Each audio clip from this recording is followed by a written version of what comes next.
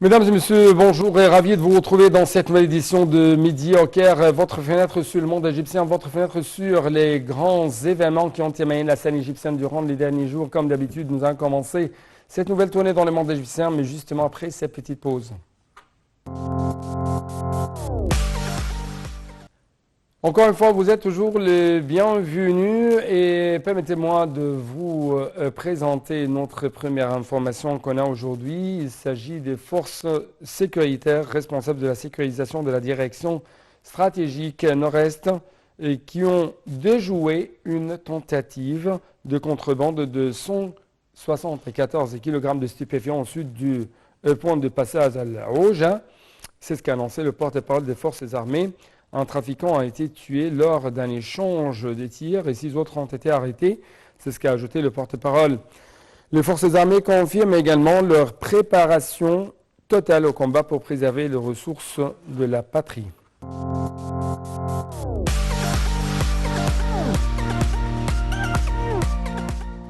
L'Union des journalistes arabes UGA a remercié l'Égypte pour avoir facilité l'entrée du journaliste palestinien Wael Ad-Dahdour de Gaza au Sinaï pour recevoir le traitement nécessaire. Le journaliste palestinien a perdu sa famille pendant la guerre brutale contre Gaza et sa maison a été bombardée, causant ainsi la mort de sa femme et de ses deux fils ainsi que de son petit-fils. Ad-Dahdour a également fait l'objet d'une tentative d'assassinat lui causant des blessures physiques alors que son fils, le journaliste Hamza Dahdour, a été assassiné lors d'un bombardement israélien dans la ville de Khan Younis, dans le sud de Gaza, la semaine dernière.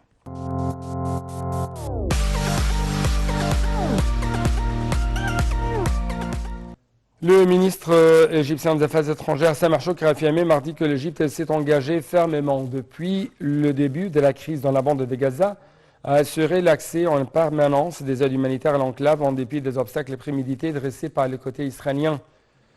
Et en fait, on trouve que M. Choukri a tenu ses propos lors d'une entrevue avec Sigrid Kaag, coordinatrice de l'action humanitaire de la reconstruction de Gaza, lors de sa première visite dans la région après son ascension à ce poste en vertu de la résolution 2720 du Conseil de sécurité pour faciliter, coordonner et surveiller l'acheminement des aides à l'enclave palestinienne, toujours sous un blocus de l'occupation israélienne, mais aussi sous un bombardement intensif de la part des autorités de l'occupation israélienne.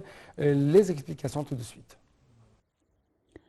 Le ministre des Affaires étrangères Sameh Choukri a affirmé que l'Égypte s'engage fermement depuis le début de la crise dans la bande de Gaza à assurer l'accès en permanence des aides humanitaires à l'enclave en dépit des obstacles prémédités dressés par le côté israélien. M. Choukri a tenu ses propos lors d'une entrevue avec Sigrid Kaag, coordinatrice de l'action humanitaire et de la reconstruction de Gaza, lors de sa première visite dans la région, après son accession à ce poste en vertu de la résolution 2720 du Conseil de sécurité pour faciliter, coordonner et surveiller l'acheminement des aides à l'enclave. Les discussions, a indiqué le porte-parole des Affaires étrangères, Ahmad Abou Zeid, se sont axées sur la conjoncture humanitaire catastrophique dans la bande de Gaza et les évaluations sur la détérioration du travail des services et des systèmes humanitaires à l'enclave. Le ministre a pris note de la vision de la responsable onusienne pour accomplir sa tâche et des priorités de l'action dans la prochaine période.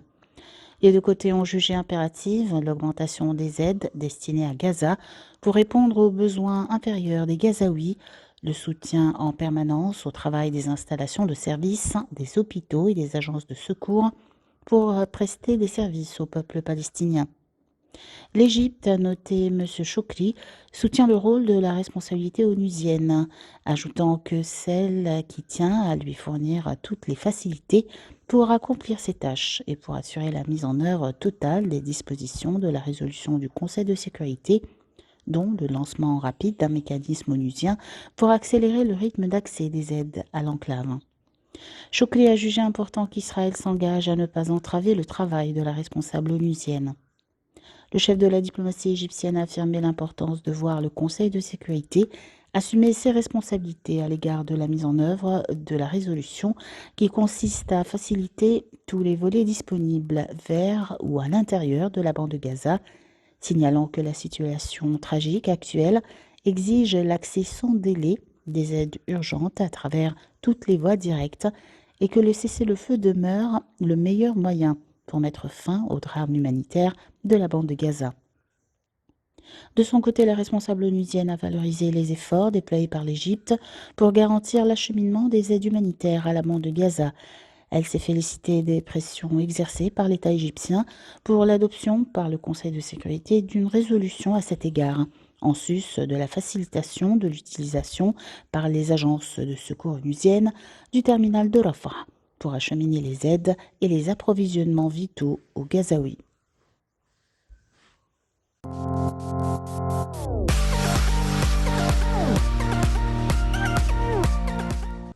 Le président Abdel Fattah el-Sisi a reçu le PDG de la compagnie française de transport maritime CMA CGM, Rodolphe Saadé, a-t-on appris du porte-parole officiel de la présidence, le conseiller Ahmed Fahmi. Tout de suite un commentaire.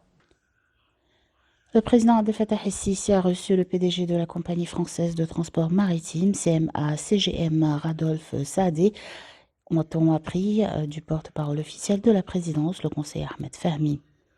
On prépare à la réunion le Premier ministre Moustapha Madbouli, le ministre des Transports Kamel El-Wazir, le président de l'autorité du canal de Suez, Oussama Robia, et le vice-président de la compagnie française, Patrice Bergamin. Au cours de la réunion, Sisi a loué les relations particulières entre l'Égypte et la France, ainsi que la coopération entre l'Égypte et la compagnie CMA-CGM. Le président Sisi a par ailleurs fait l'éloge de la contribution de la compagnie française dans la modernisation de certains ports égyptiens et dans le développement de leurs capacités logistiques. Coopération qui va de pair avec les efforts de l'État visant à faire de l'Égypte un hub international de transport. De son côté, Saadé a passé en revue les dernières évolutions des progrès mis en place en Égypte par la compagnie, tout en faisant l'éloge du climat d'investissement.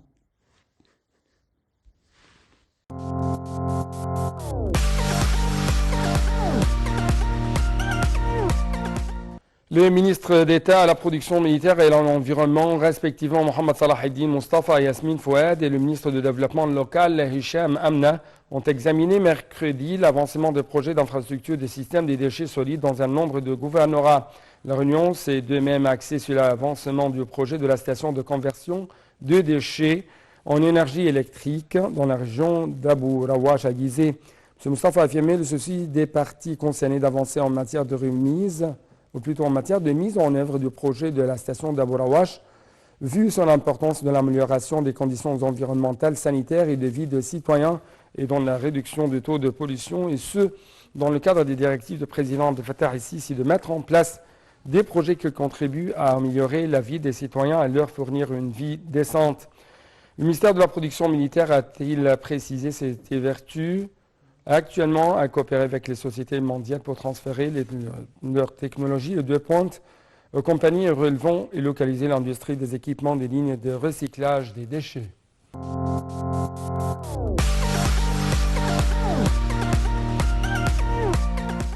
Le ministre du Pétrole et des Ressources minérales, Tariq El-Molla, a approuvé le budget d'un certain nombre de compagnies pétrolières du secteur public pour l'exercice 2014-2015, et ce, lors des réunions par vidéoconférence des assemblées générales des sociétés en question. M. El-Molla a souligné les grands efforts déployés ces dernières années pour développer et moderniser les raffineries de Suez et d'Al-Nas au gouvernorat de Suez, ce qui, selon lui, a positivement impacté la performance de ces raffineries, augmentant la capacité de production des produits pétroliers dont a besoin le marché local. Le ministre a annoncé la mise en service à titre expérimental dans quelques jours du nouveau projet de distillation de la raffinerie de pétrole d'Al-Nasra.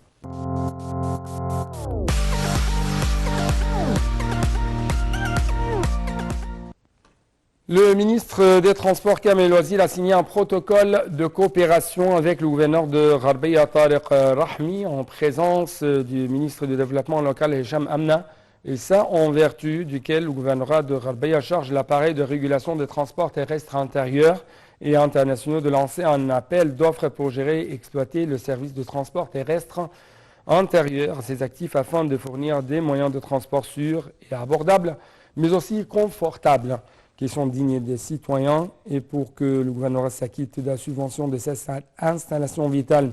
M. Loisir a également signé avec le gouverneur de Gizeh, Ahmad Rachid, un protocole de coopération en vertu duquel le gouvernement confie à l'appareil de régulation des transports terrestres intérieurs et internationaux de lancer un appel d'offres afin de répondre aux besoins du gouvernorat aux moyens de transport en commun sûrs, abordables, confortables et qui sont dignes des citoyens. M. Loisir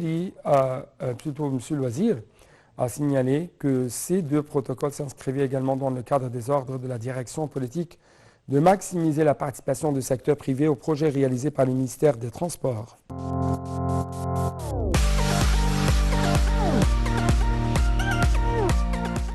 Quant à l'autorité des ports de la mer Rouge, elle a annoncé l'arrivée ou le départ de 539 000 tonnes de marchandises générales au cours du mois de décembre, soit une hausse de 8% comparée à la même période de l'année précédente. Les exportations ont augmenté de 24%, dépassant ainsi de 192% le taux d'importation en 2022. C'est ce qu'a indiqué un communiqué de la dite autorité.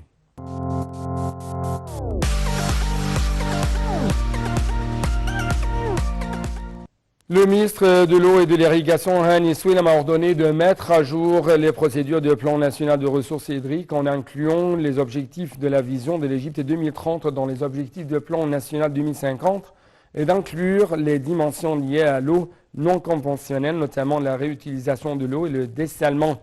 M. Souilem s'est exprimé lors d'une réunion avec un certain nombre de dirigeants du ministère pour discuter des procédures de révision et d'élaboration du plan national de ressources hydriques qui s'étendra jusqu'en 2050, conformément au plan de l'État et à la vision de l'Égypte 2030.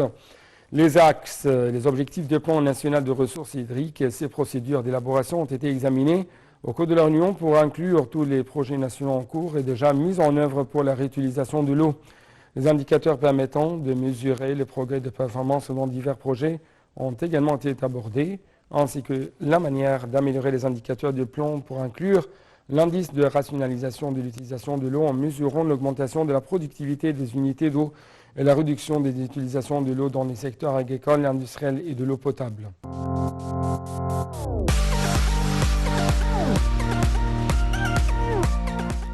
Au niveau africain, on trouve que 8 stations pour les eaux souterraines ont été créées au Soudan du Sud, dont 3 à Lobonok et 5 à Gangli, pour fournir l'eau potable pour les citoyens de la région. C'est ce qu'a affirmé le ministre égyptien de l'Irrigation, Hani Souilem. La création de ces stations s'inscrit dans le cadre de projets mis en œuvre par l'État égyptien pour desservir les citoyens des pays du bassin du Nil, a-t-il précisé.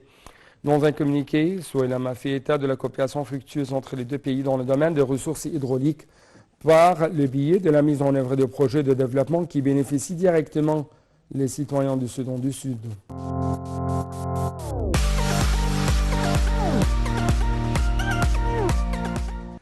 Donc avec cette dernière information, nous devons clôturer cette édition de Midi au Caire. Merci beaucoup pour votre attention. À la prochaine.